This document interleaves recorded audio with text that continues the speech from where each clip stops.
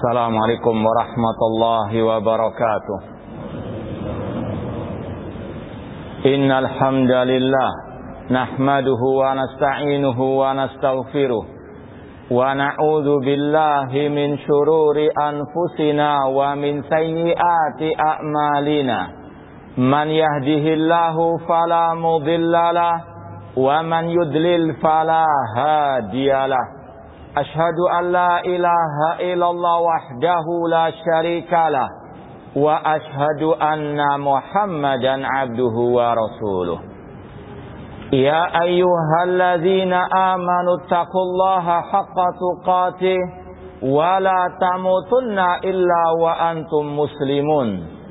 Ya ayyuhan nasu taqu rabbakumul ladzi khalaqakum min nafsin wahidah wa khalaqa minha zawjaha wa batha minhuma rijalan katsiran wa nisaa'a wattaqullaha alladzi tasaaluna bihi wal arham innallaha kana 'alaikum raqiba. Ya ayyuhalladzina amanu taqullaha wa qulu qawlan sadida yuslih lakum a'malakum wa yaghfir lakum dhunubakum wa man yuti'illaha wa rasulahu faqad faza fawzan 'azima. Amma ba'd, fa inna asdaqal hadits kitabullah wa khairal hadi hadi Muhammadin sallallahu alaihi wasallam wa syarrul umuri muhdatsatuha wa kullu muhdatsatin bid'ah wa kullu bid'atin dhalalah wa kullu dhalalatin finnar. Ma'asal muslimin, ikhwani fillah wa akhwati, bapak-bapak, ibu-ibu, saudara-saudariku rahimani wa rahimakumullah. Alhamdulillah, segala puji bagi Allah Subhanahu wa taala yang mempertemukan kita kembali di majelis yang mulia ini di dalam salah satu rumah Allah Subhanahu wa taala. Semoga Allah Subhanahu wa taala menjadikan langkah kita ke tempat ini ikhlas karenanya, dan semoga Allah Subhanahu wa taala menambahkan kepada kita ilmu yang bermanfaat dan al-amal as-salih. Pada kesempatan yang berbahagia ini, sebagaimana yang telah diumumkan, tema kajian kita tentang 10 kaidah tazkiyatun nufus, pensucian jiwa. Ini sangat berkaitan erat dengan bulan suci Ramadan yang kita sedang berada di dalamnya.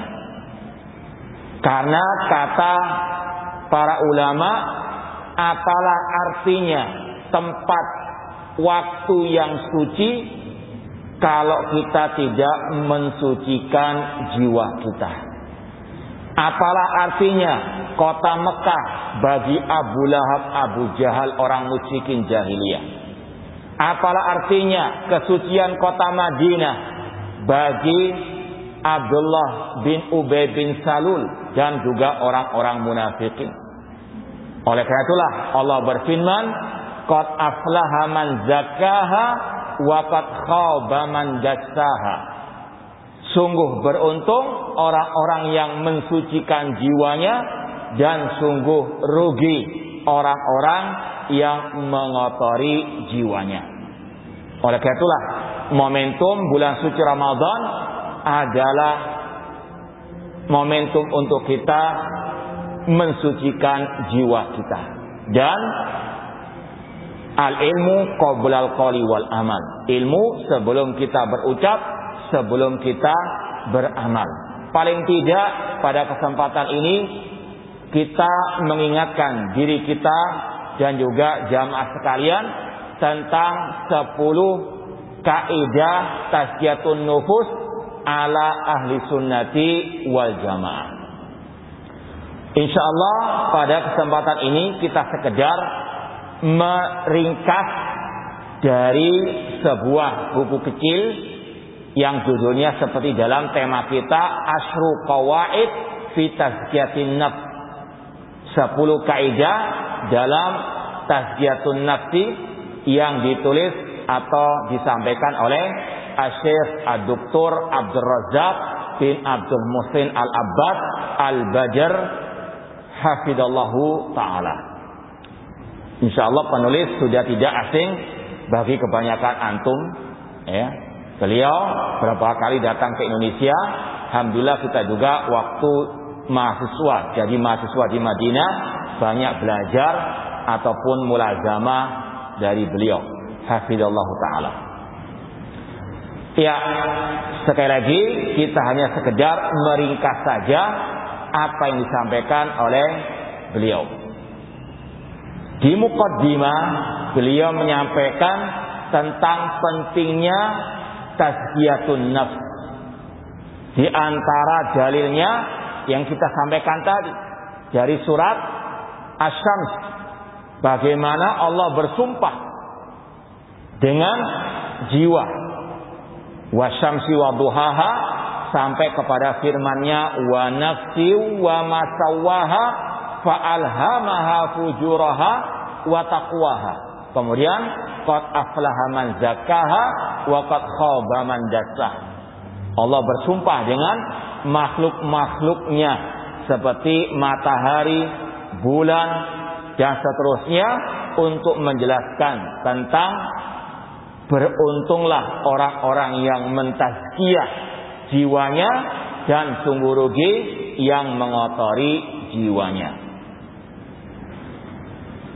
Kemudian kata beliau, walamma kanat tazkiyatun nafsi bihadil ahamiyah wajaba ala kulli muslimin nasihin li nafsihi an yu'na biha inayatan fa'iqah. Karena pentingnya tazkiyatun nafsi, mensucikan jiwa ini, maka wajib bagi setiap muslim yang menghendaki kebaikan bagi dirinya untuk betul-betul memperhatikan masalah tazkiyatun nafsi ini. Wa an yujahid nafsahu fi hayati ala tahqiqi hadil ghayatil hamidah, dan bersungguh-sungguh untuk mewujudkan tazkiyatun nafsi, pensucian jiwa ini, liyufliha fi dunya wa ukhra, agar dia bahagia di dunia maupun di akhirat, wa yan'am bis sa'ada al haqiqiyah, dan meraih kebahagiaan yang hakiki. Karena kebahagiaan yang hakiki ada dalam jiwa hati manusia. Maka ini sekali lagi yang menunjukkan pentingnya pembahasan ini. Kemudian kata beliau juga, fa inna li nafsi 'alal muslim haqqan. Dan di antara yang menunjukkan pentingnya pembahasan ini, permasalahan ini, karena Allah mewajibkan bagi kita semuanya untuk memperhatikan jiwa kita. Dalam hadis Rasulullah SAW mengatakan, wa inna li nafsika 'alaika haqqan.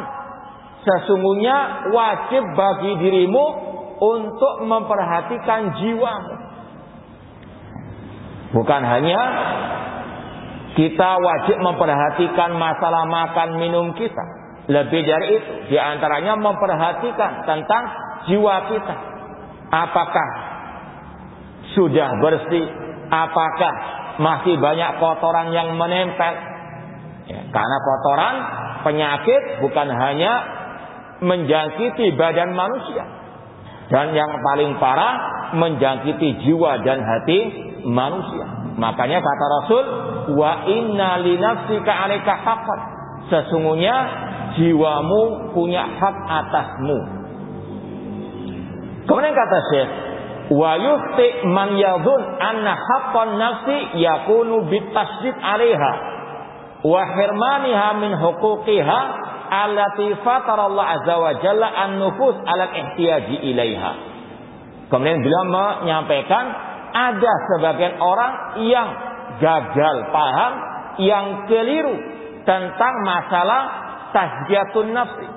Dikira tazkiyatun nafsi itu harus menyiksa jiwanya, dirinya, ya, entah dengan bersemedi berpuluh-puluh hari, ya, atau tidak mau makan dan minum melebihi orang-orang yang berpuasa di bulan suci Ramadan. Ya, makanya dulu ada seorang sahabat Rasul ketika bertanya kepada para istri-istri Rasul tentang ibadahnya Rasul. Ketika mereka mendapatkan jawaban, mereka mengatakan ibadahnya Rasul masih sedikit. Tapi mereka husnudzon, karena Rasul sudah diampuni dosanya yang telah lalu dan akan datang. Maka salah satu dari mereka mengatakan, aku akan sholat malam terus, gak tidur. Ini mau menyiksa jiwanya, ingin mensucikan jiwanya, ingin banyak mendapatkan pahala.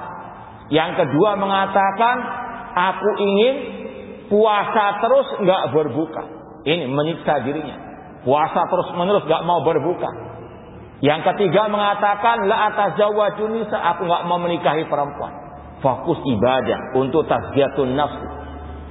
Namun apa kata Rasul? Ini akhsyakum lillah. Aku adalah orang yang paling takut kepada Allah di antara kalian, dan aku yang paling bertakwa di antara kalian. Namun aku usolli wa arqud. Aku salat malam, aku juga berbuka, aku juga tidur malam. Wa asumu wa uftir. Aku berpuasa, aku juga berbuka. Ada hak jiwa, ada hak dalam diri kita. Wa atazawwajun nisa, dan aku juga menikahi perempuan-perempuan. Man raghiba an sunnati falaysa minni. Barang siapa tidak suka dengan sunnahku, maka dia bukan dari golonganku. Rawahul Bukhari. Ini ada kekeliruan dari sebagian orang yang menghendaki tazkiyatun nufus dengan menyiksa dirinya berlebih-lebihan. Kata beliau, kama yukhti man yadhun anna haqqan nafsi yakunu bitafrid wa ihmali siyasatiha. Lawannya ada sekelompok orang yang meremehkan masalah tazkiyatun nufus. Dikira tazkiyatun nufus itu membiarkan jiwanya meraih semua yang diinginkan tanpa ada ikatan syariat Allah Subhanahu wa taala. Yang satu berlebihan, yang satu meremehkan. Ahlus sunnah pertengahan. Tazkiyatun nufus itu wajib bagi setiap manusia, namun tentunya sesuai dengan aturan syariat Islam, sunnah Rasulullah SAW. Oleh karena itulah pada pembahasan ini Asy-Syaikh membawakan 10 kaidah tazkiyatun nufus yang berdasarkan dalil Al-Quran maupun sunnah Rasulullah SAW dengan pemahaman para as-salafus saleh. Kaidah yang pertama, al-qaidatul ula, at-tauhid aslu ma tasku bihin nufus. Kata beliau, at-tauhid merupakan pondasi tazkiyatun nufus. Kalau kita mendengar seperti ini salah satu pembeda tazkiyatun nufus ala ahli sunnah dengan yang lainnya. Karena ciri khas ahli sunnah, metode minhaj firqatin najiyah, annal firqatan najiyah ta'tani tauhid.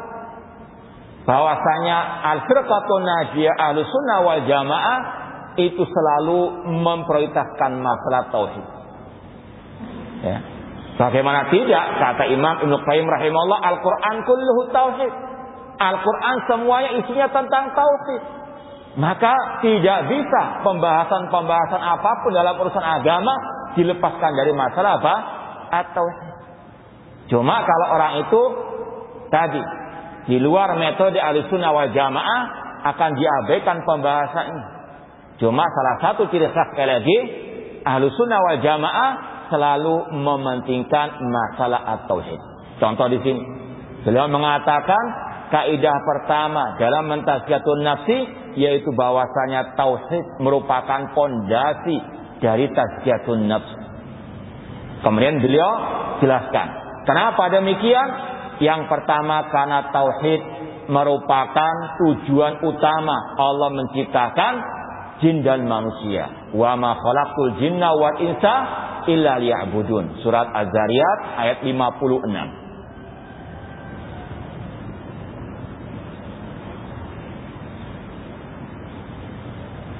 Kemudian kenapa kok tauhid merupakan fondasi tazkiyatun nufus?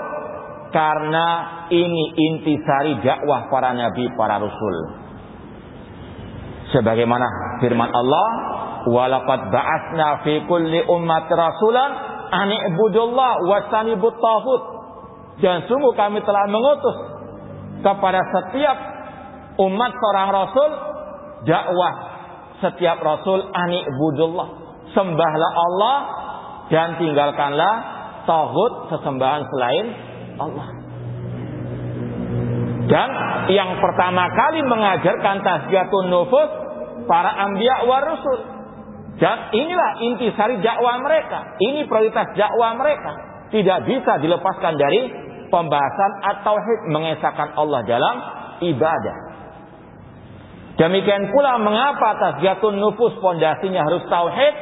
Kata beliau, karena tauhid huwa awwalu ma yajib 'alal insan lidukhul fi dinil Islam. Karena tauhid merupakan kunci orang itu masuk al-Islam.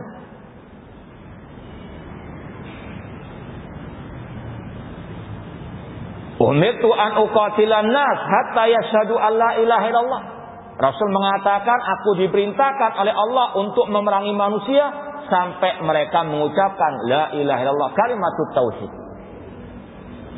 Kemudian kenapa tauhid merupakan fondasi tazkiyatun nufus?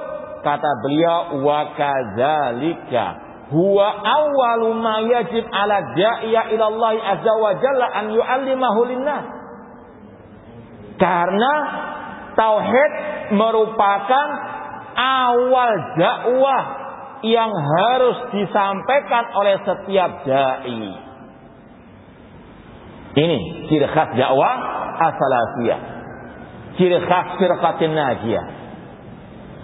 Harus seorang yang mengatasnamakan dia sebagai dai ustadz memprioritaskan masalah at-tauhid. Karena inilah ajaran para nabi, para rasul. Dan inilah ajaran Rasul kepada sahabat beliau. Di antaranya Mu'adz bin Jabal radhiyallahu anhu. Ketika Rasul mengutus Mu'adz bin Jabal ke negeri Yaman, Rasul mengatakan, innaka ta'ti qauman ahla kitab falyakun awwala ma tad'u ilai syahadatu alla ilaha illallah. Wahai Mu'adz, engkau akan mendatangi ahlul kitab di negeri Yaman. Jadikan dakwamu pertama kali tentang kalimat tauhid la ilaha illallah, tentang asyhadah alla ilaha illallah. Dalam riwayat ila an yuwahhidullah, sampai mereka mentauhidkan Allah, mengesahkan Allah dalam al-ibadah. Kemudian kata Syekh Abdul Razak bin Abdul Muhsin Al-Badr hafizahullah taala, kenapa fondasi tazkiyatun nufus harus tauhid? Wa qad tawa'adallahu subhana alladziina la yuzakkuna anfusahum bitauhid wal iman bil adzabis syadid yaumal qiyamah. Karena kalau orang itu tidak memondasi tazkiyatun nufus dengan tauhid, maka Allah mengancam dengan ancaman yang sangat pedih pada hari kiamat. Kalau tidak dipondasi dengan tauhid, Allah mengancam dengan ancaman yang sangat keras, yang sangat pedih pada hari kiamat. Sebagaimana dalam surat Fussilat ayat ke-6. Surat Fussilat ayat ke-6. Allah berfirman, wa wailul lil musyrikin. Kecelakaan bagi orang-orang musyrikin.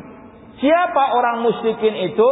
Allazina la yu'tuna zakata wa hum bil akhirati hum kafirun.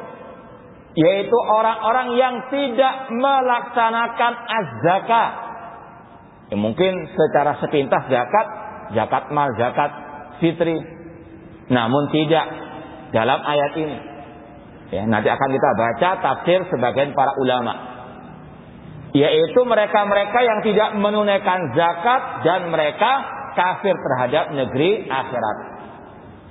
Dibawakan di sini ucapan Syekhul Islam Ibnu Taimiyah rahimahullah tentang ayat tadi.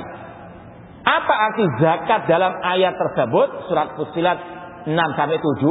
Kata Syekhul Islam Taimiyah rahimahullah, hiya tauhid wal iman alladzi bihi yazkul qalbu. Yang dimaksud dengan zakat dalam ayat tadi yaitu tauhid dan iman yang dengannya hati itu suci bersih.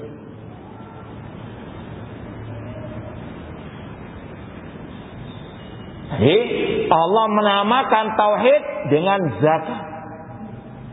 Karena dari kata-kata tadi ya, yazku bihil qalbu, karena dengan tauhid hati menjadi tersucikan, menjadi bersih. Apalagi kalau kita ingat ayat-ayat pertama yang Allah turunkan atas Nabi kita Muhammad SAW ketika diangkat sebagai Rasul, yaitu surat Al-Mudaththir. Di antaranya Allah mengatakan wasiyabaka fatahhir. Adapun pakaianmu maka sucikanlah. Kata para ulama di antara makna wasiyabaka fatahhir ay tahhir a'malaka minasyirki. Sucikanlah amal-amal perbuatanmu dari kesyirikan. Ini awal dakwah para rasul, awal dakwah Nabi kita, memerintahkan kepada manusia atau beliau pun diperintahkan oleh Allah untuk mensucikan amal-amal perbuatan dari segala bentuk kesyirikan.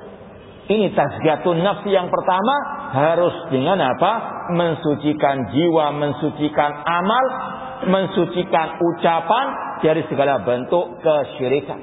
Wa thiyabaka fatahhir. Oleh karena itulah Syekhul Islam mengatakan tadi, arti zakat dalam ayat tersebut adalah at-tauhid.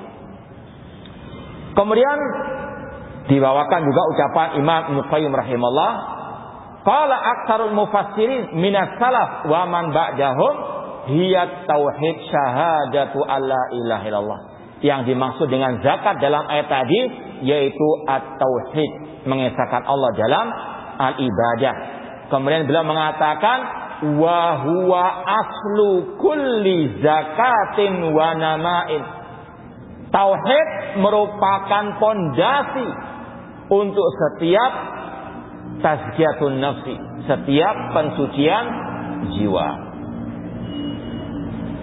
Kemudian kata Syekh lagi, wa kama anna tauhid huwa aslu ma tasku bihin nufus wa tathur fa inna syirka huwa asad ma yujannisun nufus wa yaftiku biha.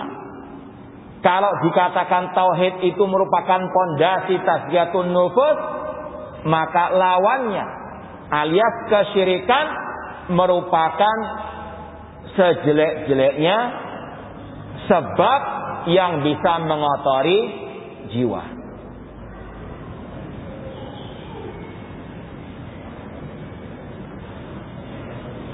Kemudian dibawakan ayat-ayat tentang celaan terhadap kesyirikan dan bahaya kesyirikan. Ini salah satu metode Al-Quran. Tidak bisa dilepaskan pembahasan masalah tauhid dengan pembahasan lawannya. Allah mengatakan wa'budullah wa la tusyriku bihi syai'ah. Beribadahlah kepada Allah, jangan berbuat syirik. Pasti ada ya dua hal yang disampaikan dalam Al-Quran. Setelah Allah menyebutkan orang beriman, disebutkan orang kafir. Setelah disebutkan masalah tauhid, disebutkan masalah syirik. Karena harus salah satu saja yang dipilih, nggak bisa dicampur aduk dua-duanya. Satu aja, yang lainnya akan hilang. Kalau sudah ada syirik, tauhid akan hilang. Tauhid harus ditegakkan, syirik harus dihilangkan. Makanya dalam kalimat tauhid la ilaha illallah ada an-nafyu wa isbat, peniadaan dan penetapan, meniadakan semua sesembahan selain Allah dan menetapkan hanya Allah satu-satunya sesembahan. Disampaikan di sini beberapa ayat tentang bahaya syirik. Di antaranya surat Az-Zumar ayat 65, walaqad uhiya ilaika wa ilal ladina min qablika la in asyrakta la yahbatanna amaluka wa la takunanna minal khasirin. Dan sungguh kami telah wahyukan kepadamu dan kepada orang-orang sebelummu, jika engkau wahai Nabi Muhammad berbuat syirik, akan gugur semua amal perbuatan. Ini Allah katakan kepada Rasulnya, Sayyidu waladi Adam. Kalau berbuat syirik, gugur semua amal ibadah beliau, apalagi amal kita. Kemudian disampaikan lagi surat An-Nisa ayat 48. Nanti antum cek lagi di mushaf karena di sini sebetulnya tidak disampaikan nomor-nomor ayatnya. Innallaha la yaghfiru an yushraka bihi wa yaghfiru ma duna dzalika liman yasha. Allah tidak mengampuni dosa syirik, namun Allah masih mengampuni dosa selain syirik bagi yang Allah kehendaki.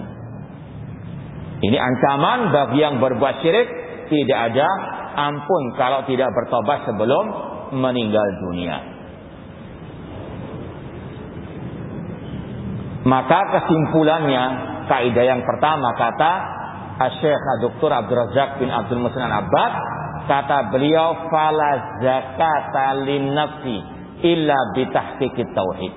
Tidak ada artinya tazkiyatun nufus, pensucian jiwa, kecuali dengan mewujudkan at-tauhid, yaitu apa? Ifradullahi bil ibadah, mengesahkan Allah dalam ibadah. Wala zakata linnafsi illa bitakhlisiha minasyirki bijami anwa'ihi. Dan tidak ada artinya tazkiyatun nufus kecuali dengan mensucikan jiwa dari segala bentuk kesyirikan. Ini kesimpulan dari kaidah pertama. Ya, kita pindah ke kaidah yang kedua, al-qaidatus tsaniyah. Kata Syekh Abdul Razak bin Abdul Muhsin Al-Abbad Al-Badr hafizahullah taala, kaidah yang kedua, ad-du'a miftahu zakatin nufus. Doa merupakan kunci tazkiyatun nufus. Rasulullah SAW bersabda, laisa syai'un akrama 'ala Allah taala minad du'a. Tidak ada sesuatu yang lebih mulia di sisi Allah daripada ad-du'a. Rasul juga mengatakan ad-du'a huwal ibadah. Doa adalah ibadah. Terutama di bulan suci Ramadan ini, kata para ulama, doa insyaallah mustajab. Karena di antara ayat-ayat tentang puasa itu Allah menganjurkan tentang doa. Ya, kalau kita baca ayat-ayat tentang puasa surat Al-Baqarah 183, ya ayyuhalladzina amanu kutiba alaikumusiyam, ayat setelahnya 184, ayaman ma'dudat, ayat setelahnya 185, syahr Ramadan alladzi unzila fil Qur'an, ayat selanjutnya 186, Allah mengatakan wa idza sa'alaka ibadi anni fa inni qarib ujibu da'watad da'i da'an. Apabila hambaku bertanya kepada engkau Nabi Muhammad tentang diriku, jawablah aku dekat, aku mengabulkan doa orang yang berdoa kepadaku. Kata ulama, ayat ini berkaitan dengan masalah puasa dan di situ Allah menyelingi dengan doa, maka dianjurkan banyak berdoa di bulan suci Ramadan. Semoga Allah mengabulkan semua doa kita. Di antaranya doa untuk mensucikan jiwa, memohon kepada Allah agar Allah mensucikan jiwa kita. Ya, masalah doa ini luar biasa dampak positifnya bagi setiap muslim. Kata Syekh di sini, ad-du'a min afdalil ibadat indallah azza wa jalla. Doa termasuk semulia-mulia ibadah di sisi Allah. Li'anna fihi izharan lil ajzi wal iftiqar. Karena di dalamnya ada bentuk seorang hamba itu merasa lemah, merasa butuh kepada Allah. Ini bentuk penghambaan manusia kepada Allah. Ini salah satu wujud tauhid manusia kepada Allah. Maka seorang muslim harus senantiasa berdoa kepada Allah Subhanahu wa taala. Dan lawannya tidak boleh berdoa kepada selain Allah. Allah mengatakan wala tad'u min dunillah ma la yanfa'uka wa la yadurruka fa in fa'alta fa idzan anta minadz zalimin. Kata Allah, jangan berdoa kepada selain Allah yang tidak bisa mendatangkan manfaat ataupun madarat. Jika engkau tetap berbuat demikian, maka engkau termasuk orang zalim alias musyrikin, kata para ulama tafsir. Maka sekali lagi, masih ada kaitan antara kaidah pertama dengan yang kedua ini. Doa, huwa ibadah, serahkan kepada Allah. Dan di dalam doa itu ada unsur penghambaan manusia kepada Allah. Wa i'tiraf bi quwwatillah. Dalam doa itu ada bentuk pengakuan hamba tentang kekuatan keagungan Allah Subhanahu wa taala. Jadi bukan sekedar orang itu memohon meminta, namun dalam doa itu banyak hal-hal yang positif yang juga berkaitan dengan masalah at-tauhid, menggantungkan hati kepada Allah Subhanahu wa taala. Walahu asarun azim fi fathi abwabil khair. Kata Syekh, doa punya pengaruh yang sangat luar biasa untuk meraih, untuk membuka pintu-pintu kebaikan. Sebagaimana kata Syekhul Islam Ibnu Taimiyah rahimahullah, ad-du'a miftahu kulli khair. Syekhul Islam Ibnu Taimiyah mengatakan doa merupakan kunci semua kebaikan. Kemudian dibawakan beberapa riwayat asar dari para salafus saleh, di antaranya dari Umar bin Khattab radhiyallahu ta'ala anhu tentang masalah doa. Kata Umar bin Khattab, "Inni la ahmil hammal ijabah, walakin hammad doa." Aku tidak terlalu istilahnya memusingkan masalah diterima atau tidaknya doa. Namun yang penting aku harus senantiasa berdoa. Kenapa demikian? Kata beliau, faida ulhimtu doa fa innal ijabata ma'ahu. Kalau aku diberikan taufik hidayah untuk berdoa, pasti bersamaan dengan itu akan dikabulkan doaku. Apalagi ikhwani fillah wa akhwat rahimani wa rahimakumullah, tidak ada kata sia-sia dalam berdoa. Kalau kita berdoa akan memperoleh salah satu dari 3 hal kata Rasulullah SAW. Yang pertama, dikabulkan sesuai dengan permintaan kita. Atau kalau tidak, akan diberikan yang semisal dengannya. Mungkin tanpa kita sadari. Ya, kita minta B, dikasih C, padahal kurang lebih sama. Bahkan mungkin lebih baik. Ya, dan Allah lebih tahu tentang kebaikan bagi kita. Ya. Atau yang ketiga, disimpan sebagai pahala di akhirat. Wal akhiratu khairun wa abqa. Makanya kata Umar bin Khattab, yang penting itu terus untuk doa. Dikabulkan dalam artian diberi seperti yang kita inginkan, itu tidak terlalu dipusingkan oleh beliau. Yang penting terus berdoa kepada Allah Subhanahu wa taala. Kemudian kata seorang ulama salaf juga yang bernama Mutarrif bin Sikhir, tadzakartu majma'ul khairi faidal khairu katsir. Ketika aku merenungkan tentang kebaikan-kebaikan, itu banyak sekali. Ya, seperti as-saum, puasa, as-shalah, wa idza huwa fi ajillah azza wa jalla. Dan kesimpulannya, kebaikan itu semua di tangan Allah. Seperti dalam firman Allah surat Ali Imran, biyadikal khair. Di tanganmu ya Allah segala bentuk kebaikan. Wa idza anta la taqdir ala ma fi ajillah azza wa jalla illa antas alahu fayu'tiyaka fa idza jimal khairi ad-du'a. Maka dari sini, kalau engkau tahu kebaikan itu ada di tangan Allah dan engkau tidak akan mungkin bisa meraihnya kecuali dengan engkau memohon kepadanya, maka intinya, kesimpulannya kata beliau, inti dari kebaikan itu adalah ad-du'a. Ya, maka sekali lagi, tidak ada tazkiyatun nufus kecuali dengan kita memohon kepada Allah Subhanahu wa taala. Makanya Rasul mengajarkan doa khusus tentang tazkiyatun nufus. Ya, dalam hadis riwayat Imam Muslim, ya, Rasul SAW mengajarkan doa. Ini kalau yang mungkin belum hafal bisa dicatat. Allahumma. Sebetulnya nggak apa-apa kalau hafal nggak semua ini. Hah? Kalau untuk ditaklid nggak apa-apa, kita dikte. Antum mumpung ini bulan suci Ramadan, ya bisa dihafalkan langsung, dipraktekkan nanti. Ya, kita dikti pelan-pelan. Allahumma, antum tirukan. Allahumma ati nafsi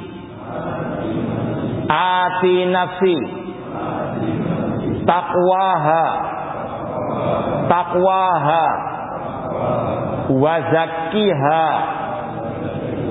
wa zakkiha anta khairu man zakkaha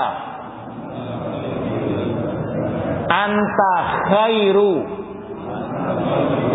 man zakkaha anta waliyuha wa maulaha. Allahumma ati nafsi taqwaha. Apa enggak? Iya, dicatat aja sudah. Iya. Allahumma ati nafsi taqwaha. Allahumma ati nafsi taqwaha. Ya, nanti insyaallah dicari di internet insyaallah dapat. Hadis tentang tazkiyatun nufus yang lafadznya Allahumma ati nafsi taqwaha. Ya Allah, berikan jiwaku ketakwaannya. Wa zakkiha, ini poin intinya. Wa zakkiha, dan sucikanlah. Anta khairu man zakkaha, engkau sebaik-baik yang memberikan tazkiyatun nufus. Engkau sebaik-baik yang mensucikan jiwa. Anta waliyuha, engkaulah pemiliknya. Wa maulaha, yang menciptakannya. Nah, Allahumma ati nafsi taqwaha wa zakkiha anta khairu man zakkaha anta waliyuha wa maulaha. Itu sangat jelas bagaimana Rasul mengajarkan kita doa untuk memohon kepada Allah agar Allah mensucikan jiwa kita. Hal ini semuanya karena memang tidak ada yang bisa mentazkiyatun nufus manusia kecuali Allah Subhanahu wa taala. Sebagaimana semua ada di tangan Allah, semua kebaikan ada di tangan Allah. Demikian pula rezeki, kesehatan, maka mohon semuanya kepada Allah Subhanahu wa taala. Terlebih masalah tazkiyatun nufus. Apalagi kita juga sering mengikrarkan la haula wala quwata illa billah. Ketika azan dikumandangkan hayyalas shalah, kita hanya bisa mengucapkan apa? La haula wala quwata illa billah. Tidak ada daya dan kekuatan kecuali dengan pertolongan Allah. Ya, maka kita mohon kepada Allah, terutama dalam tazkiyatun nufus. Dibawakan di sini beberapa ayat tentang tidak ada yang bisa mentazkiyatun nufus kecuali Allah. Di antaranya surat An-Nisa ayat 49. An-Nisa 49 Allah berfirman, balillahu yuzakki man yasha. Bahkan Allah lah yang bisa mentazkiyah, mensucikan siapa yang Dia kehendaki. Manusia hanya bisa berusaha, namun yang mensucikan Allah Subhanahu wa taala. Demikian pula dalam surat An-Nur ayat 21. Walaula fadlullahi alaikum wa rahmatu ma zaka minkum min ahadin abada walakinallaha yuzakki man yasha. Seandainya bukan karena karunia dari Allah atas kalian dan bukan karena rahmat Allah, tidak ada satupun di antara kalian yang bisa tersucikan. Namun Allah yang mensucikan orang yang Dia kehendaki. Baik, kita pindah al-qaidah as-salisah, kaidah yang ketiga. Al-Qur'anul Karim manba'ut tazkiyah wa ma'inuha. Al-Qur'anul Karim adalah sumber tazkiyatun nufus. Kalau kita mau tazkiyatun nufus, maka kembali kepada sumbernya, kepada referensinya, yaitu Al-Quranul Karim. Bagaimana hati bisa mentazkiyah atau hati bisa tersucikan kalau tidak kembali kepada Al-Quran, kitab suci yang Allah turunkan dan sebagai penutup semua kitab-kitab yang ada. Makanya Allah berfirman dalam surat Ali Imran ayat 164, Laqad manallahu 'alal mu'minin id ba'atsa fihim rasulan min anfusihim yatlu 'alaihim ayatihi wa yuzakkihim wa yu'allimuhumul kitaba wal hikmah. Sungguh Allah memberikan nikmat atas orang-orang beriman ketika Allah mengutus di tengah mereka seorang rasul dari diri mereka, yang tugas rasul yatlu alim ayati, membacakan kepada mereka ayat-ayatnya, wa yuzakkihim, dan mentazkiyah mereka.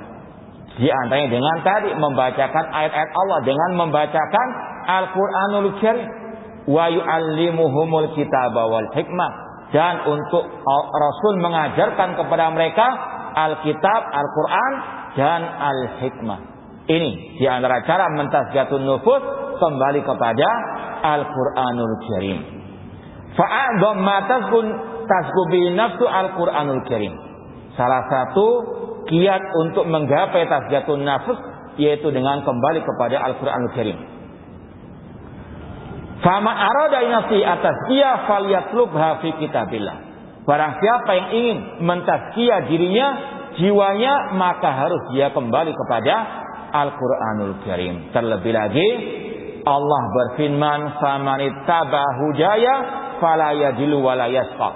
Barang siapa yang mengikuti petunjukku, yaitu Al-Qur'an, maka dia tidak akan tersesat dan tidak akan sengsara.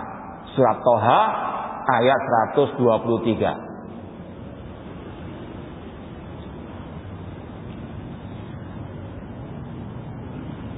Kemudian dibawakan di sini ucapan Imam Ibnu Qayyim rahimahullah. Kata Imam Ibnu Qayyim rahimahullah, Al-Qur'an huwa shifa'ut tam min jam'il adwa al-qalbiyah wal badaniyah. Al-Qur'an merupakan obat yang sempurna bagi segala bentuk penyakit hati dan juga penyakit badan. Makanya Allah berfirman, wa nunazzilu minal qur'ani ma huwa shifa, dan kami turunkan di dalam Al-Qur'an itu sebagai shifa, obat penawar bagi segala bentuk penyakit. Bukan hanya orang yang kesurupan diruqyah dengan Al-Qur'an, namun semua penyakit itu ada obatnya di dalam Al-Qur'anul Karim. Kemudian bagaimana menjadikan Al-Qur'an sebagai sumber tazkiyatun nufus, yaitu dengan tilawatul kitab haqqa tilawati. Takunu bi qiraatihi, dengan membacanya. Apalagi di bulan suci Ramadan yang merupakan bulan turunkannya Al-Qur'an. Bahkan Imam Az-Zuhri, imam salah satu dari ulama salaf, mengatakan bahwasanya bulan Ramadan innama huwa qiraatul Qur'an wa it'amut ta'am. Bulan suci Ramadan itu bulan membaca Al-Qur'an dan memberi makan. Ini sekali lagi momentum untuk memperbanyak membaca Al-Qur'anul Karim. Bahkan diriwayatkan Imam Syafi'i rahimahullah ta'ala itu mengkhatamkan di bulan suci Ramadan sebanyak 60 kali. 60 bukan 6 ya, 60 kali. Bisa dibayangkan, itu barokahnya waktu ulama salah terdahulu. Kalau kita minimal satu kali khatam sudah luar biasa, alhamdulillah. Ya, satu hari satu juz misalnya. Bisa nggak? Oh, lebih dari itu bisa insya Allah antum ya. Nah, ya, yang penting semangat dulu. Takunu bi qiraatihi, dengan membacanya. Kalau bisa wa hifdzihi, dengan menghafalkannya. Wa fahmihi, dan ini yang lebih utama lagi, memahaminya. Kalau hafal nggak paham, ya ini naudzubillah min dzalik, terkadang bisa gagal paham nantinya. Wa tadabbur, dan mentadaburinya. Wal amal bihi, serta mengamalkannya. Ini cara menjadikan Al-Qur'an sebagai sumber tazkiyatun nufus, membacanya, mempelajari isinya, memahaminya dengan benar dan mengamalkannya. Ya, pindah ke kaidah yang keempat. Al-qaidatur rabi'ah ittikhadul uswati wal qudwah. meneladani ar-Rasul sallallahu alaihi wasallam. Tazkiyatun nufus dengan mengikuti ajaran Rasul sallallahu alaihi wasallam. Tazkiyatun nufus ibadah, dan sudah kita ketahui bersama ibadah tidak akan diterima kecuali dengan ikhlas dan apa? Ittiba, mengikuti ajaran ar-Rasul sallallahu alaihi wasallam. Dibawakan oleh Syekh Abdul Razzaq bin Abdul Muhsin Al-Abbad Al-Badri di sini, surat Al-Ahzab ayat 21, laqad kana lakum fi Rasulillahi uswatun hasanah. Sungguh telah ada suri teladan yang baik bagi kalian pada diri Rasul sallallahu alaihi wasallam. Liman kana yarjullaha wal yawmal akhir wa dzakarallaha katsira. Bagi yang mengharapkan Allah dan hari akhir dan dia banyak menyebut Allah, mengingat Allah Subhanahu wa taala. Kata Imam Ibnu Katsir rahimahullah tentang ayat tadi surat Al-Ahzab 21, hadhil ayatul karimah aslun kabirun fit ta'assi bi Rasul sallallahu alaihi wasallam fi aqwalihi wa af'alihi wa ahwalihi. Kata Imam Ibnu Katsir Asy-Syafi'i rahimahullah, ayat yang mulia ini merupakan pondasi utama, dalil yang sangat besar untuk mengikuti Rasulullah SAW dalam ucapan beliau, dalam perbuatan beliau, dan semua keadaan beliau. Ini yang harus diyakini oleh setiap muslim. Ittiba kepada Rasul dalam segala keadaan beliau. Di antaranya masalah tazkiyatun an-nufus, harus ittiba kepada ajaran Rasul. Makanya tadi kita sampaikan dalam Sahih Bukhari, ketika ada 3 sahabat yang datang kepada istri Rasul SAW bertanya tentang ibadahnya Rasul, ketika mereka beristihad sendiri, Rasul tegur, itu keliru, nggak mengikuti sunnah apa? Sunnah beliau, nggak mengikuti ajaran beliau. Maka sekali lagi tazkiyatun nufus harus mengikuti ajaran tuntunan Rasul sallallahu alaihi wasallam. Tidak boleh ngarang-ngarang sendiri cara-cara untuk mentazkiyah an-nufus. Kemudian kata Syekh, fattiba'ur Rasul sallallahu alaihi wasallam wa ta'ati bihi dalilun ala sidqi mahabbatillahi ta'ala. Mengikuti Rasul, meneladani Rasul itu sebagai bukti akan kebenaran cinta seorang hamba kepada Allah Subhanahu wa taala. Ini berkaitan dengan surat Ali Imran ayat 31, qul in kuntum tuhibbunallah fattabi'uni yuhibbukumullah. Katakan wahai Nabi Muhammad, jika kalian mengaku cinta kepada Allah, maka ikutilah aku, ikutilah Rasul, yuhibbukumullah, pasti Allah mencintai kalian. Kemudian Syekh Abdul Razzaq bin Abdul Muhsin Al-Abbad Al-Badr hafizallahu taala berkata, kata beliau, wa yuhdisu a'immatud dhalal fi kulli zamanin turuqan munkaratan yudda'a fiha annaha tuzakkin nufus. Banyak para imam-imam penyesat umat, ya, para dai-dai penyesat umat di setiap zaman mengarang metode-metode baru yang mungkar, yang mereka klaim itu sebagai tazkiyatun an-nufus. Ya, ada wirid-wirid baru, zikir-zikir baru, ya, yang mereka klaim bisa mengantarkan diri mereka kepada Allah Subhanahu wa taala, ya. Ruhnya punya nama dan seterusnya. Ini sekali lagi adalah kiat-kiat yang tidak pernah diajarkan oleh Rasul sallallahu alaihi wasallam. Kemudian kata beliau, yaqulu al-allama Imam Ibnu Qayyim rahimahullah. Imam Ibnu Qayyim mengatakan, tazkiyatun nufus as'ad min ilajil abdan wa asyad. Mensucikan jiwa ini lebih sulit daripada mengobati sakit jasmani.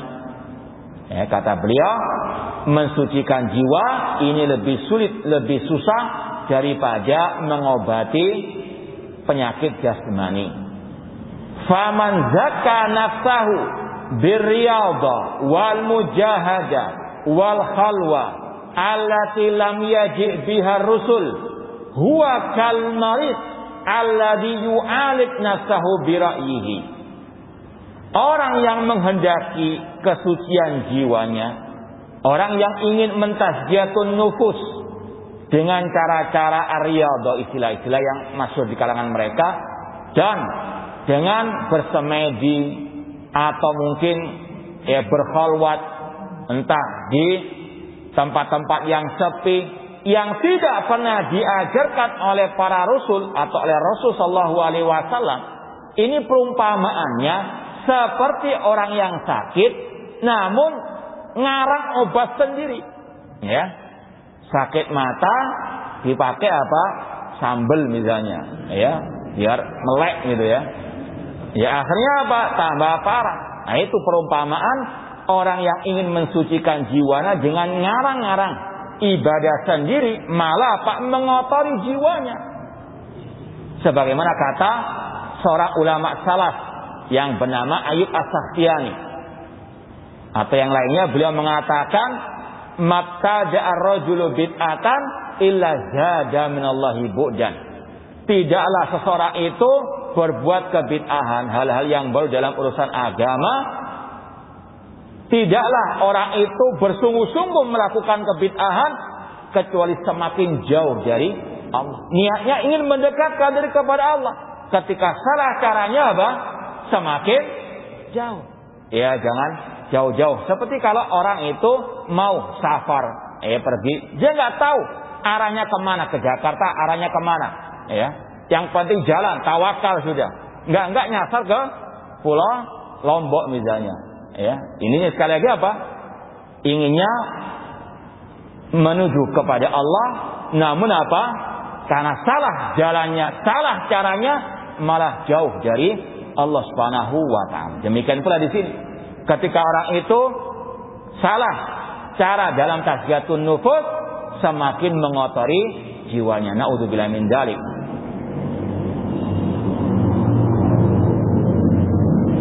Maka intinya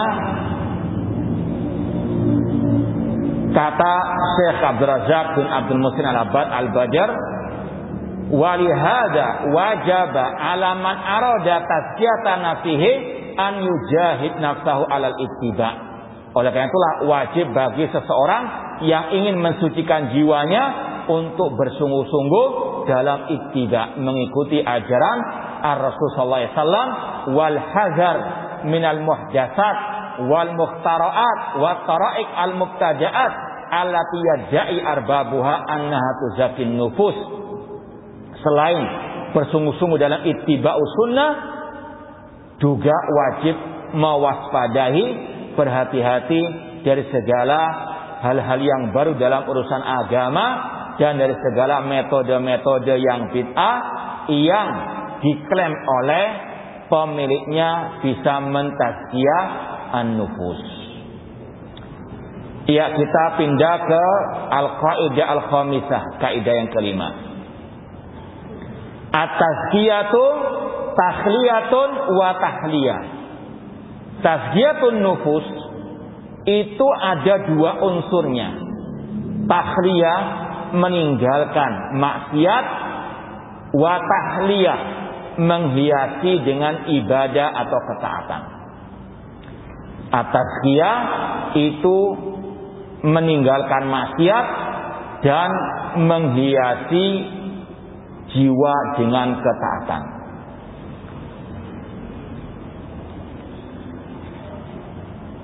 Kata Asy-Syaikh, inna haqiqata tazkiyah takhliyatun nafsi awalan bitadhiriha anir raza'il wal ma'asi wal dzunub. Sesungguhnya hakikat tazkiyatun nufus itu pertama kali harus mensucikan jiwa dari segala kotoran-kotoran, kemaksiatan dan dosa. Summa tahliyatuha ba'da dzalik bi fi'li ta'at wal qurbat. Kemudian baru mengisi jiwa dengan ketaatan dan al-qurbat, pendekatan diri kepada Allah. Ya, kalau perumpamaannya seperti kalau kita merenovasi rumah, membangun rumah, ya, setelah dibangun kan masih banyak kotoran-kotorannya. Dihilangkan kotoran-kotoran dulu, baru apa? Dihiasi dengan hiasan-hiasan dinding dan sebagainya. Sebagaimana kalau ada istilah atasfiyah wa tarbiyah, memurnikan Islam dari kotoran yang menempel, kemudian mentarbiyah, mendidik umat di atas Islam yang murni bersih ala Rasul dan para sahabat ar-Rasul. Dalilnya surat At-Taubah ayat 103. At-Taubah 103, Allah berfirman, "Khudh min amwalihim shadaqatan tutahhirhum wa tuzakkihim biha wa shalli alaihim." Ambillah dari harta mereka sebagai sedekah zakat yang tutahhirhum, untuk mensucikan, membersihkan mereka, dan tuzakkihim, mentazkiyah mereka. Kata Syekh, ada dua ungkapan di sini, tutahhirhum wa tuzakkihim. Tutahhirhum di situ artinya at-takhliyah minas sayiat atau anis sayiat bitadhirihim minadz dzunub. Allah menyebutkan pertama kali, ambillah harta mereka sebagai zakat atau sedekah untuk mensucikan mereka, yaitu mensucikan mereka dari segala kejelekan dan dosa. Kemudian wa tuzakkihim, yaitu kata beliau isyara ila maqamit tahliyah bil fadail wal hasanat. Setelah dibersihkan, diisi dengan kebaikan-kebaikan. Jadi itu kata Syekh, kaidah yang kelima, tazkiyatun nufus ada dua unsurnya. Yang pertama, mensucikan dari segala bentuk kejelekan, kemaksiatan dan dosa. Kemudian mengisi jiwa dengan kebaikan dan ketaatan. Makanya Allah Subhanahu wa taala berfirman, "Walladzina jahadu fina lanahdiyannahum subulana." Orang-orang yang bersungguh-sungguh mencari jalan kami, akan kami tunjukkan jalan-jalan kami. Ini setelah ditazkiyah, disucikan, baru diisi dengan ketaatan kepada Allah Subhanahu wa taala. Syekhul Islam Ibnu Taimiyah rahimahullah berkata, "Fatazkiyah wa in kana asluha annama wal barakah wa ziyadatul khair fa inna ma tahsul bi izalatis syarr." Tazkiyatun nufus memang asalnya itu bermakna annama, artinya berkembang, bertambah, barokah. Namun itu semuanya harus dengan menghilangkan kejelekan-kejelekan. Kalau kita umpamakan seperti orang yang menanam padi, nggak bisa hanya apa? Disirami, dipupuk, harus juga apa? Dihilangkan hama-hamanya, benalu-benalunya dan sebagainya. Itu pula tazkiyatu an-nufus, tidak cukup hanya ditambah ketaatan, namun juga harus diiringi dengan apa? Membersihkannya dari segala bentuk kotoran-kotoran yang ada. Karena Rasul juga bersabda, "Innal abda idza aznama dzamban nukitat fi qalbi nuqtatun sauda." Apabila seorang hamba berbuat dosa, ditulis dalam hatinya tinta hitam. Ya. Kalau dia istighfar wa taba saqila qalbuhu, kalau dia istighfar, bertobat, akan bersih lagi hatinya. Namun idza zada, kalau bertambah kemaksiatan yang nggak mau istighfar, nggak mau bertobat, bertambah titik-titik hitam tersebut, bahkan bisa menutupi hati. Dan itulah firman Allah dalam surat Al-Mutaffifin, "Kalla barrana ala qulubihim ma kanu yaksibun." Sekali-kali tidak, hati mereka tertutup oleh tinta-tinta hitam tersebut karena perbuatan maksiat mereka. Maka tazkiyatun nufus harus dilakukan pembersihan dulu dari segala dosa dan noda, baru diisi dengan ketaatan-ketaatan. Pindah kaidah yang keenam, ighlaqul manafid allati takhruj bil insan anit tazkiyah wa tub'iduhu anil fadilah wa tuqihu fir radilah. Menjauhkan diri dari sumber-sumber syahwat dan syubhat. Itu intinya.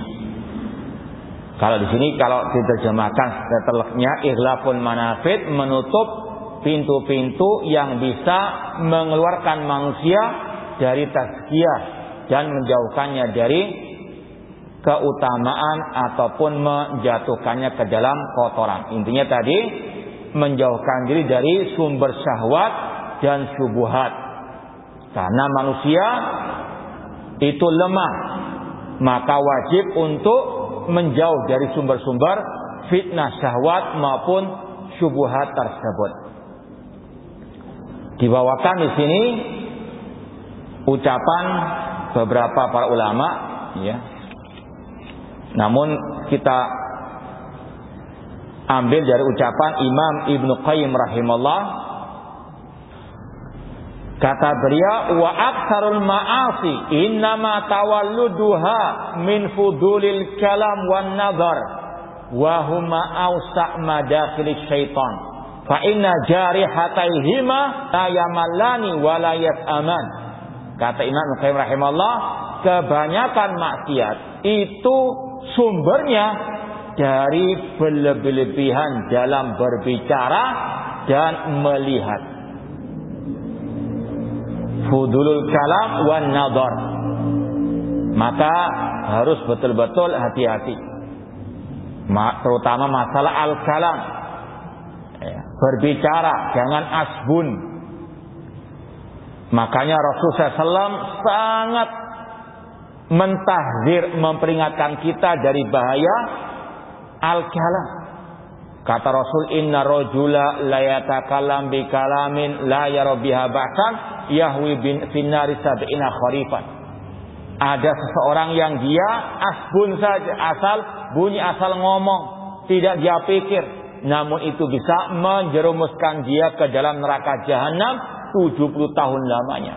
Kata Rasul SAW dalam hadis yang diriwayatkan Mu'adz bin Jabal, Rasul mengatakan, wa hal yakubbun nas fin nari ala wujuhim illa saidu alsinatihim. Tidaklah yang memasukkan manusia ke dalam api neraka, ditelungkupkan wajahnya dalam api neraka, kecuali karena sebab lisan mereka. Ya, lisan ini sangat berbahaya. Banyak level-level dosanya.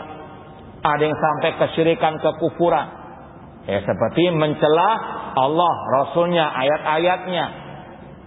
Ada yang sampai ke derajat kebid'ahan ataupun penyimpangan. Tapi dalam riwayat Imam Malik yang orang itu bertanya bagaimana istiwa Allah di atas arsy, beliau mengatakan wasu'alu anhu bid'ah. Ada pula ucapan-ucapan yang maksiat, dosa-dosa besar seperti berdusta, apalagi di bulan suci Ramadan ini. Kata Rasulullah SAW, "Man lam yada' qaula zur wal amala bihi, falaysa lillahi hajatun fi an yada'a ta'ama wa syarabahu." Barang siapa yang tidak mau meninggalkan ucapan dusta, perbuatan dusta, Allah enggak butuh dengan puasanya. Naudzubillahi min dzalik. Maka jauhkan dari fudulu al-kalam, apalagi yang berkaitan dengan agama Allah. Allah mengatakan di antara khutuwati syaitan, langkah-langkah setan, antaqulu 'alallahi ma la ta'lamun, berkata tentang Allah, tentang agama Allah tanpa ilmu. Demikian pula an-nazar, melihat, ya, melihat hal-hal yang diharamkan oleh Allah Subhanahu wa taala. Apalagi HP, apalagi gadget, naudzubillahi min dzalik. Ini juga harus kita bijak-bijak menyikapinya. Ya, tidak boleh mengharamkan, namun juga tidak apa? Ya, kebablas. Ya, di situ banyak sumber syubhat, sumber apa? Asyahwat. Harus seorang muslim apalagi di bulan suci Ramadan bijak-bijak memakai ya HP ataupun gadgetnya tersebut. Tidak pindah kepada kaidah yang ketujuh, tadzakkurul maut wa liqa Allah azza wa jalla, mengingat kematian dan perjumpaan dengan Allah di hari akhirat. Allah berfirman dalam surat Al-Hasyr ayat 18, Ya ayyuhalladzina amanu taqullaha wal tandur nafsum ma qaddamat lighad. Wahai orang-orang yang beriman, bertakwalah kepada Allah, dan hendaklah setiap jiwa memperhatikan apa yang dia siapkan untuk esok hari, untuk hari kiamat.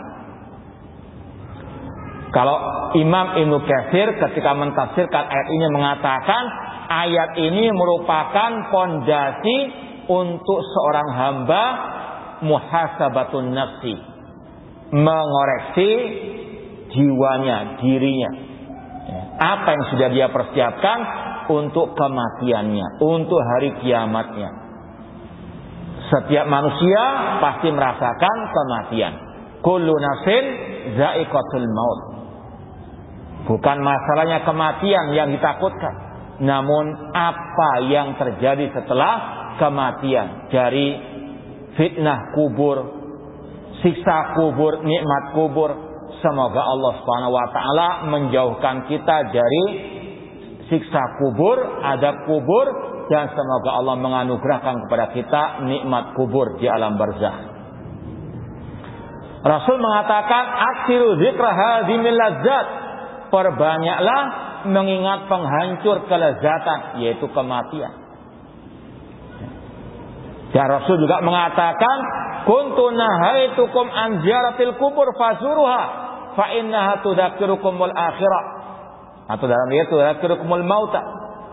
Dulu aku melarang kalian untuk berziarah kubur, namun sekarang silakan berziarah kubur, namun tentunya sesuai dengan ajaran Rasul SAW. Namun sekarang silakan berziarah kubur agar kalian mengingat negeri akhirat. Dalam riwayat mengingat kematian.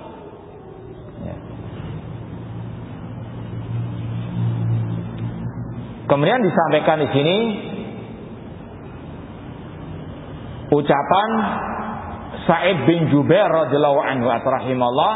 Beliau mengatakan, lau faraqa zikrul mauti qalbi khasyitu an yufsada alayya qalbi. Kalau aku tidak lagi mengingat kematian, aku khawatir hatiku akan rusak. Ya, seorang muslimah selayaknya terus mengingat kematian untuk dia betul-betul mempersiapkan diri menghadapi kematian tersebut. Karena kematian tidak ada yang tahu kapannya dan di mananya. Wala tadri nafsun bi ayyi ardin tamut. Tidak ada satu jiwa pun yang tahu di bumi mana dia akan mati. Qul innal mauta alladzi tafirruna minhu fa innahu mulaqikum. Dalam surat Al-Jumu'ah ayat ke-8 Allah mengatakan, katakanlah sesungguhnya kematian yang kalian lari darinya pasti akan mendatangi kalian. Aina ma takunu yudrikumul maut walau kuntum fi burujin musyayyadah. Allah mengatakan dalam surat An-Nisa ayat 78, di mana saja kalian berada, kematian akan menjemput menemui kalian meskipun kalian ada di benteng yang sangat kokoh. Sekali lagi, seorang muslimah bukan takut kematiannya, karena kematian pasti akan datang kapan dan di mana saja.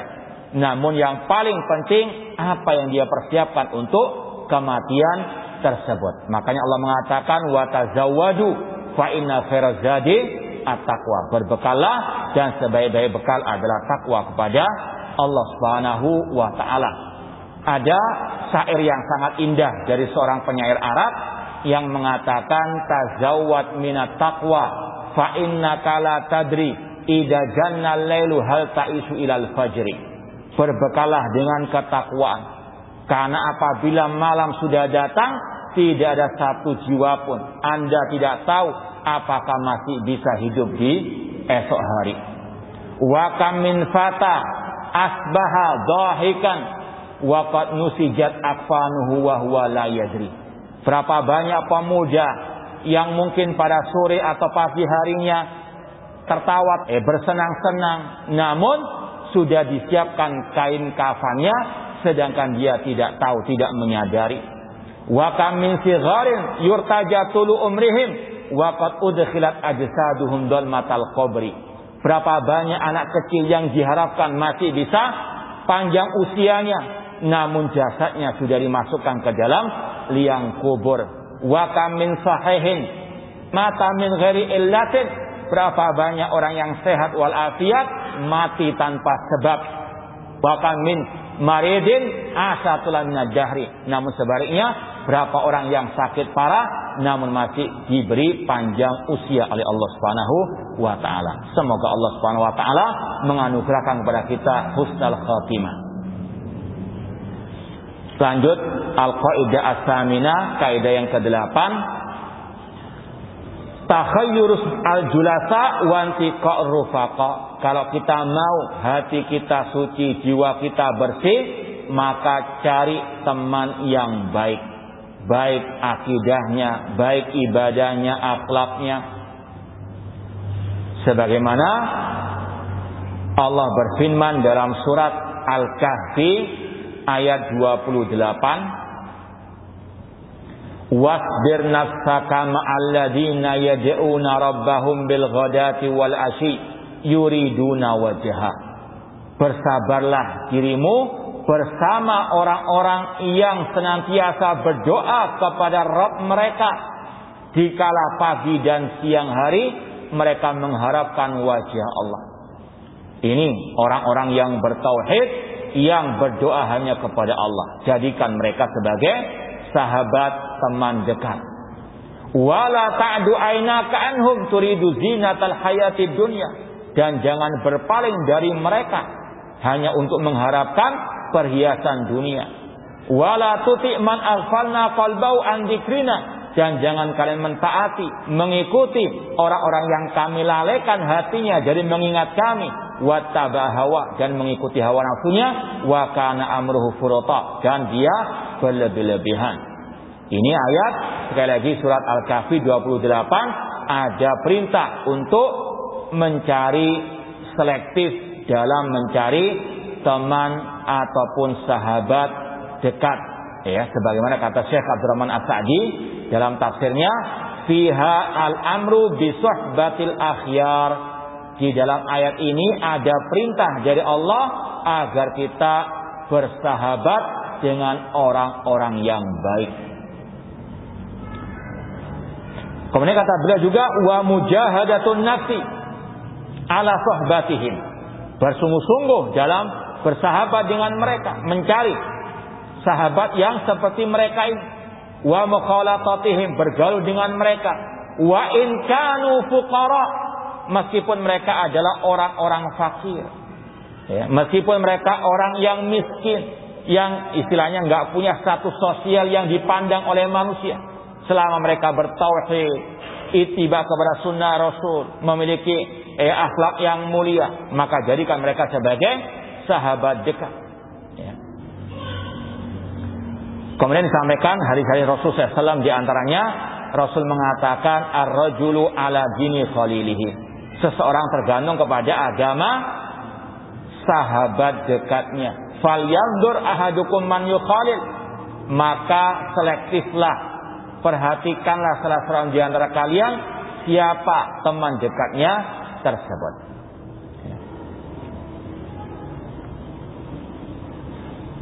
Kemudian disampaikan oleh Asy-Syaikh di sini ucapan Al-Qadhi Iyad rahimahullah taala, seorang ulama dari mazhab Maliki.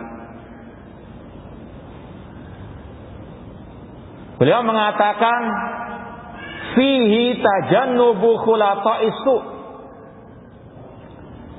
Di dalamnya ada larangan, ini berkaitan dengan hadis perumpamaan teman yang baik dengan teman yang jelek, ya.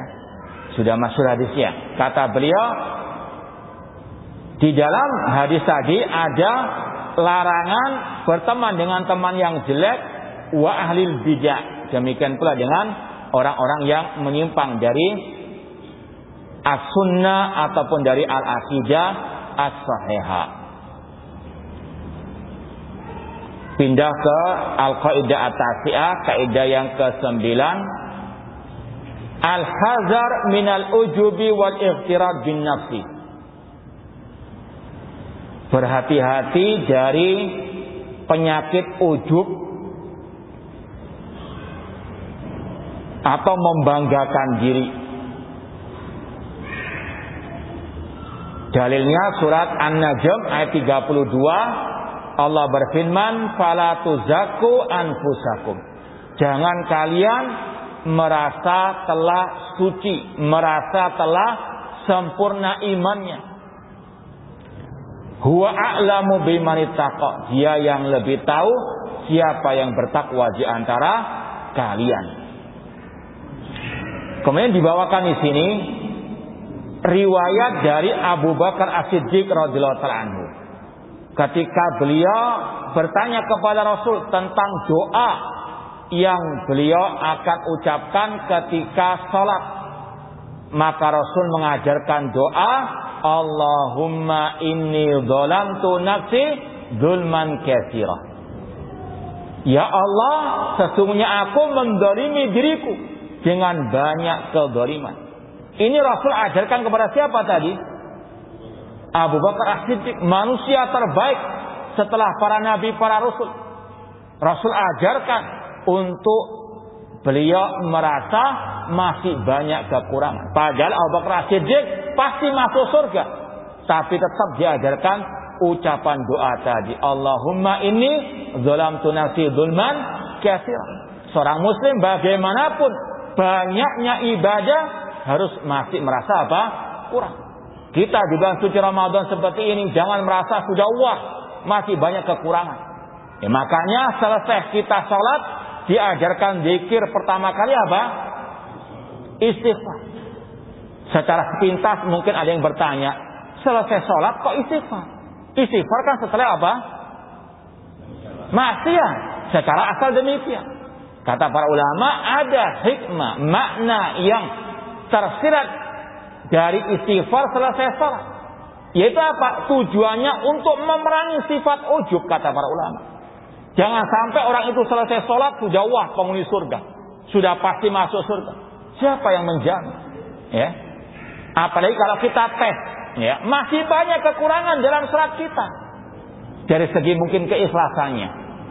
Ya, mungkin ada yang ya separuh-separuh ikhlasnya, ada yang mungkin seperempat atau naudzubillah min dzalik. Ini yang pertama dari segi keikhlasan. Dari segi ittiba, mengikuti sunnah Rasul. Sudahkah kita melaksanakan perintah Rasul? Sallu kama ra'aitumuni usalli. Salatlah kalian seperti kalian melihat aku salat. Ya. Anak sering ngetes seperti ini. Jangankan masalah prakteknya, teorinya dulu. Al-ilmu qabla al-qawli wal amal. Ya. Anak sering tanya ke jamaah, untuk ngetes seperti ini, salah satunya, sudahkah semua ini antum semua membaca kitab sifat salat Nabi? Pernah ada? Tuntas. Ya, ini untuk salah satu mengukur. Ya, salat kita ini betul-betul ittiba atau tidak? Ya, mungkin pernah membaca, cuma ya sebagian, ya atau beberapa halaman saja. Ini sekali lagi untuk kita introspeksi diri. Artinya sekali lagi, istighfar selesai salat itu tujuannya di antara kata ulama untuk memerangi sifat ujub. Jangan sampai selesai salat kita sudah merasa wah masih banyak kekurangan dalam ibadah salat kita. Demikian pula dengan puasa kita. Oleh karena itulah tidak boleh apa? Merasa wah. Makanya dahulu salafus saleh 6 bulan sebelum Ramadan berdoa kepada Allah agar dipertemukan dengan bulan suci Ramadan.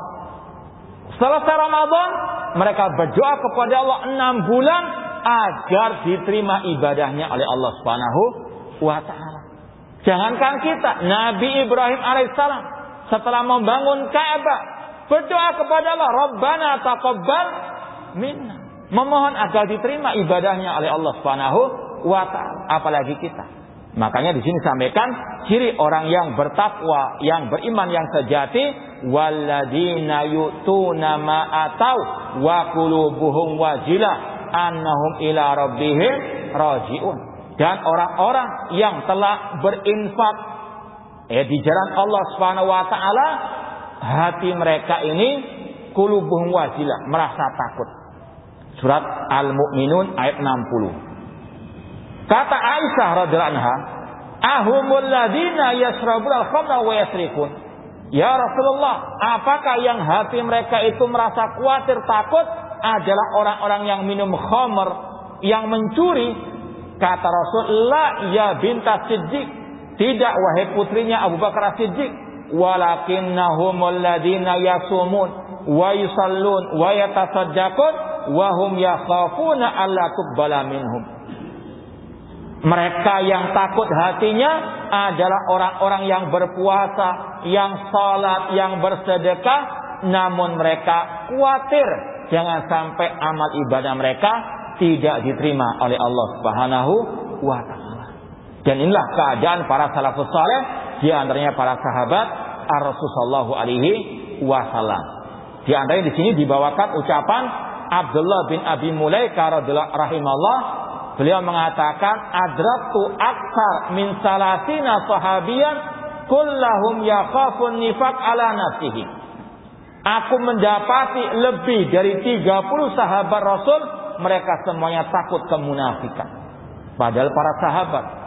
Maka kita harus juga demikian. Al-Hasan Al-Basri rahimahullah berkata, al-mu'min jama'a ihsanan wa syafaqatan. Orang mukmin cirinya, sifatnya menggabungkan antara berbuat baik dan merasa takut. Al-munafik jama'a isaatan wa amnan. Sedangkan orang munafik menggabungkan antara berbuat kejelekan dan merasa aman. Ini bedanya munafik dan mukmin, kata Al-Hasan Al-Basri. Kalau orang mukmin bersungguh-sungguh berbuat kebaikan, namun tetap merasa khawatir tidak diterima ibadahnya.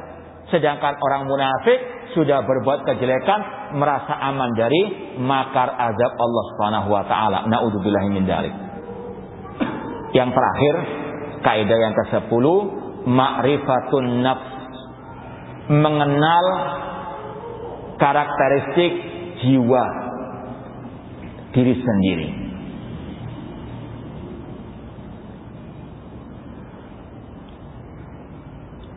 Yang intinya, kata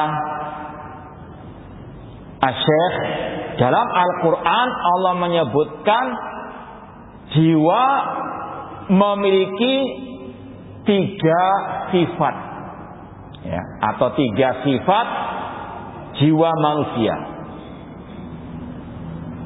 atau 3 macam bentuk jiwa manusia. Yang pertama, an-nafsul mutmainnah, jiwa yang tenang. Itma'annat bil iman wa zikrillah wa ibadati wa husnul iqbal. Tenang dengan keimanan kepada Allah, tenang dengan berzikir kepada Allah, tenang dalam beribadah kepada Allah. Seperti yang Allah firmankan dalam surat Ar-Ra'd ayat 28, alladzina amanu wa tatma'innu qulubuhum bi dzikrillah. Orang-orang yang beriman, hati mereka tenang dengan berzikir kepada Allah. Ala bi dzikrillah tatma'inul qulub. Ketahuilah, dengan berzikir kepada Allah, hati merasa tenang. Kemudian dalam surat Al-Fajr ayat 27 sampai 29, ya ayatuhan nafsul mutmainnah irji'i ila rabbiki radiyatan mardiyah fadkhuli fi ibadi wadkhuli jannati. Semoga Allah menganugerahkan kepada kita jiwa yang mutmainnah. Kemudian jiwa yang kedua dalam Al-Quran disebut dengan an-nafsul lawwamah, jiwa yang senantiasa mencela. Wahya lati talumu sahibaha ala fi'li al-khata' au taksiri fil wajib au tafrih fit ta'ah. Yaitu jiwa yang masih labil, kadang mencela kejelekan, kadang mencela kebaikan. Dalam Al-Quran surat Al-Qiyamah ayat yang kedua, wala uqsimu bin nafsil lawwamah. Dan Allah bersumpah dengan jiwa yang al-lawwamah, yang lawam dari kata-kata lama yalum, mencela. Ketika orang itu berbuat kebaikan kadang dicela, kadang orang itu berbuat kebaikan dicela juga. Masih labil. Artinya seorang muslim muslimah harus tahu jiwanya ini jiwa yang mana, yang mutmainnah atau yang lawamah, agar dia bisa meluruskan kalau memang masih lawamah. Apalagi yang ketiga yang lebih parah, an-nafsu al-ammaratu bisu, jiwa yang menyuruh kepada kejelekan. Seperti yang Allah firmankan dalam surat Yusuf ayat 53.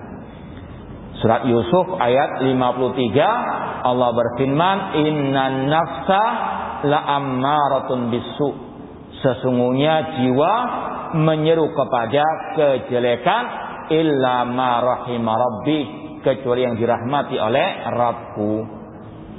Ketika orang itu tahu jiwanya menyeru kepada kejelekan, harus betul-betul diobati, harus betul-betul diluruskan, tidak boleh dibiarkan.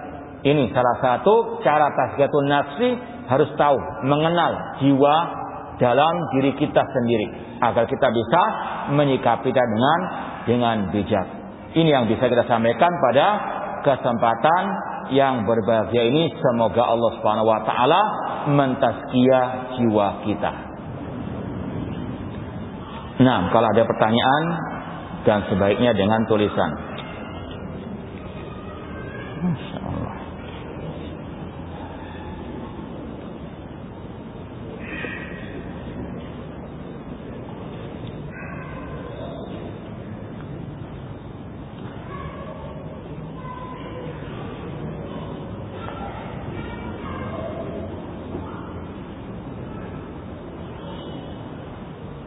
Ini ada pertanyaan dengan bahasa Arab. Taqdil mar'atul muslimah ghaliban kathiran minal waqti fil madbakh mashghula bi ijadil anwa' minal at'imah fayafutu 'alaiha ihtinamu awqatis syahr ya ustaz, hal min tawjih.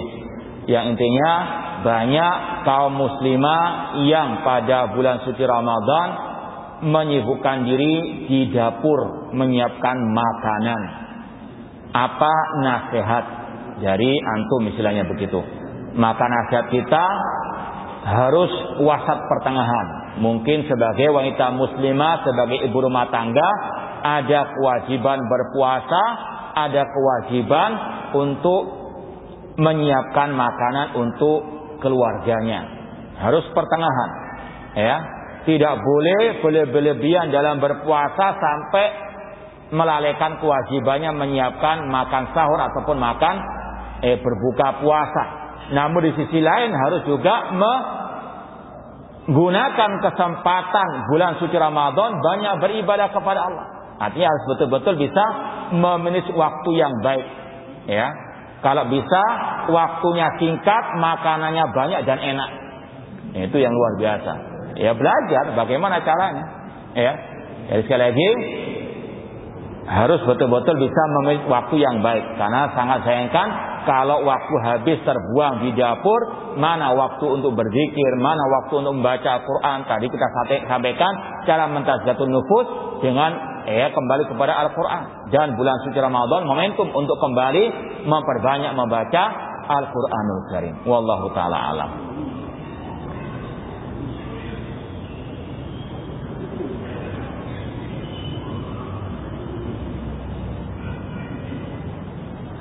Ini bertanya tentang orang yang membatalkan puasanya di bulan suci Ramadan tanpa udzur yang syar'i.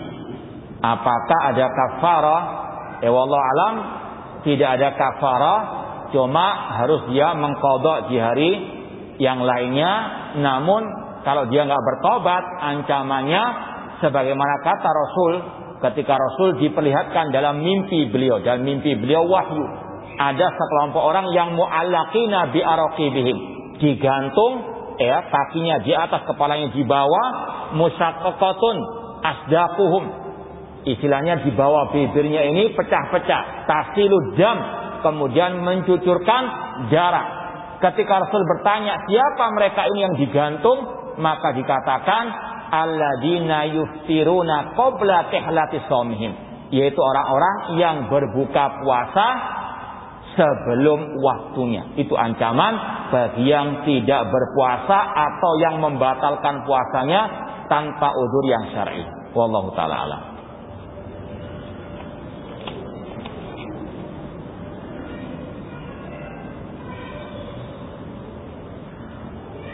Ini ada sebagian oknum berkata jika sering mentahdzir bisa mengeraskan hati. Apakah ungkapan tersebut benar? Ini ucapan yang batil. Rasul sering mentahdzir. Rasul sering mengingatkan, memperingatkan manusia dari bahaya syirik, bahaya bid'ah. Sahabat beliau ada yang keliru langsung beliau tegur, mentahdzir. Bahkan di saat jihad pun Rasul tetap mentahdzir. Ketika ada seorang yang meminta kepada Rasul dibuatkan pohon keramat, Rasul marah, nggak diam Rasul. Rasul mentahdzir. Inna hasunan kultum kama qalat Banu Israil. Permintaan kalian untuk dibuatkan pohon keramat ini seperti ucapan Bani Israel kepada Musa, ij'al lana ilahan kama lahum alihah. Ini sekali lagi tahdzir Rasul padahal di waktu jihad. Nggak ngomong ukhuwah Islamiyah.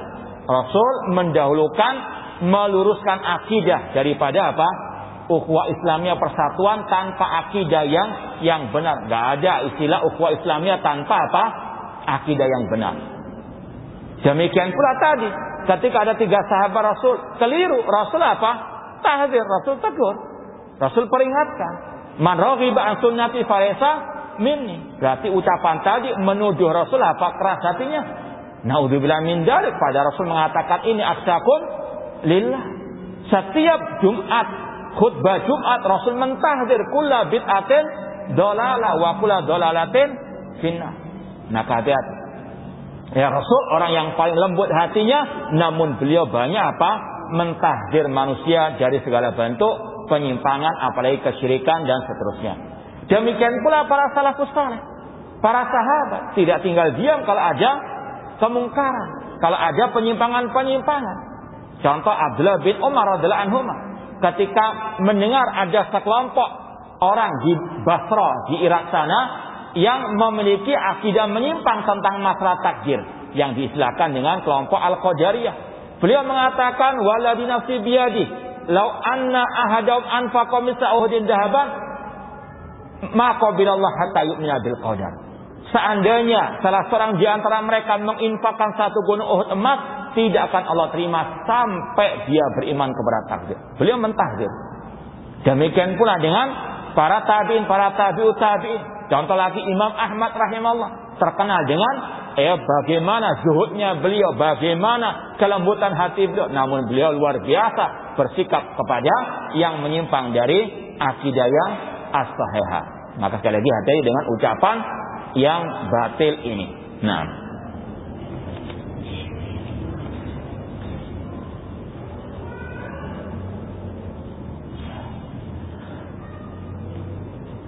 ini pertanyaan tentang yang berakidah salaf namun manhajnya campur-campur, mutalawin, muwazana dan seterusnya.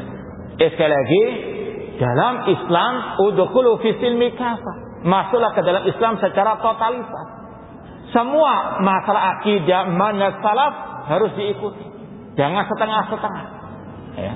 Makanya dalam kitab-kitab akidah ulama salaf seperti tadi, Imam Ahmad rahimahullah dalam kitab Ushulus Sunnah sangat mentahdzir yang meninggalkan satu prinsip akidah Ahlussunnah wal Jamaah, dia keluar dari Ahlussunnah wal Jamaah.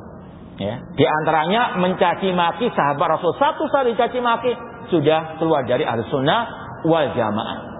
Demikian pula kalau sudah mencela-mencela, sudah pelimpan akidahnya, terkadang mencaci maki pemimpin, terkadang memuji dan seterusnya.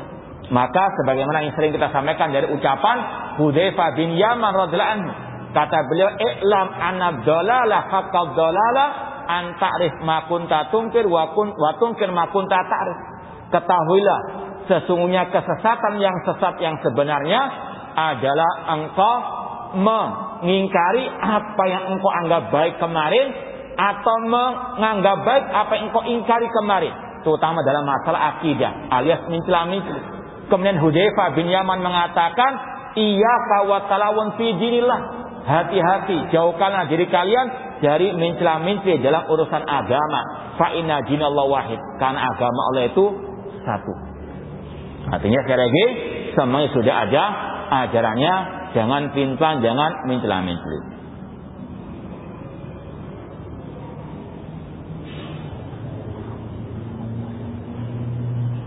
Rumah tangga yang dibangun dengan ilmu, nasihat dan ibadah kepada Allah, namun muamalah dengan pasangan kurang baik, sering debat, cekcok dan berselisih, mohon nasihatnya untuk dapat membangun rumah tangga yang mutmainnah. Ya, kita berdoa kepada Allah, semoga Allah menjadikan rumah tangga kita rumah tangga yang sakinah mawaddah warahmah, yang mana dengan iman wal amal saleh keluarga akan bisa tetap bersama sampai di surga kelak. Yang pertama, bahwasanya tadi sudah disampaikan, rumah tangga harus dibangun dengan ilmu dan nasihat dan juga ibadah kepada Allah. Makanya dari sini kita katakan tidak boleh kita merasa ujub, masih banyak kekurangan. Maka ada percekcokan dan sebagainya. Maka mungkin ilmunya masih ada yang kurang. Entah kurang dari segi teorinya ataupun pengamalannya. Contoh dalam masalah tadi ada percekcokan. Apa yang dipercekcokan? Kalau masalah akidah ini harus memang tegas, meskipun harus, kalau perempuan yang keliru istausu bin nisa'i khaira, nasihatlah perempuan dengan cara yang baik. Kemudian tidak boleh sampai istilahnya dendam kepada istri sendiri. La yafraq mu'minul mu'minah, tidak boleh seorang mukmin terus mengungkit kesalahan istrinya tersebut. Ya, ini sekali lagi harus betul-betul ilmunya didalami lagi dan harus betul-betul dipraktekkan. Ya, dan banyak-banyak berdoa kepada Allah Subhanahu wa taala, karena hati istri, hati suami itu ada di antara dua jemari Allah Subhanahu wa taala. Allah yang membolak-balikkan sesuai dengan kehendaknya, sebagaimana kata Rasul, kullu qulubi ibni adam baina usba'ini min asabi'r rahman yuqallibu kaifa yasha. Setiap hati anak manusia, kata Rasul, ada di antara dua jemari Allah. Allah yang membolak-balikkan sesuai dengan kehendaknya. Wallahu taala a'lam. Sudah enggak ada lagi? Ya, kalau tidak ada, kita cukupkan sekian. Kurang lebihnya mohon maaf. Wa jazakumullahu khairan katsir atas perhatiannya. Wa barakallahu fikum. Aku lupa lihada. Wa akhiru da'wana anil hamdulillahi rabbil alamin. Wassalamualaikum warahmatullahi wabarakatuh.